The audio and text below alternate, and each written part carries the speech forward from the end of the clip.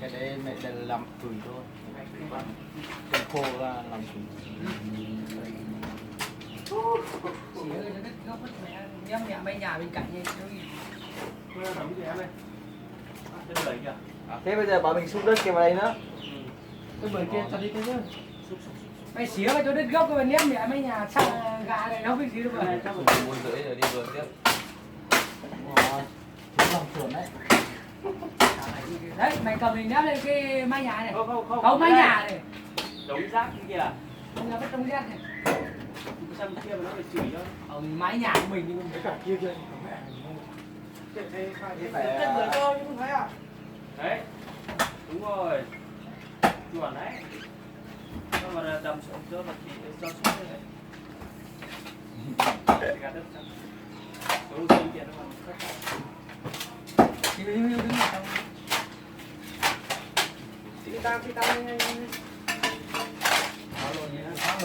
tao không Mẹ rồi có táo rồi. có tao không Tao luôn này. bà Nhanh còn gì. Bây giờ là lớp đất vào cả cái nền này nữa. Rồi. Thì phải khổ tôi ra lãng đi. cái hồi xưa làm chỗ này thì có đấy khổ Buôn văn quán mấy chỗ này. San đất ra em ơi.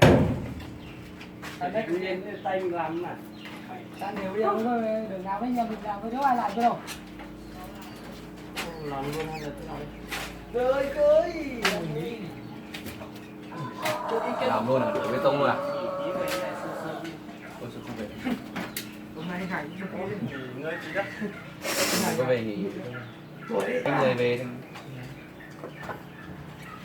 Các công tầng này lớp chất có làm được không? Không làm được gì hết. Đến đá rừng mình vào chết. về. Gọi từng người.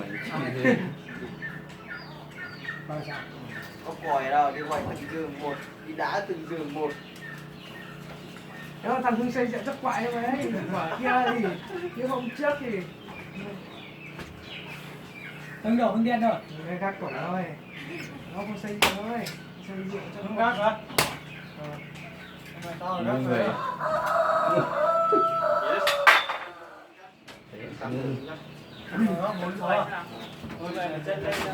Cái miếng này thì cũng lớp mấy hết à?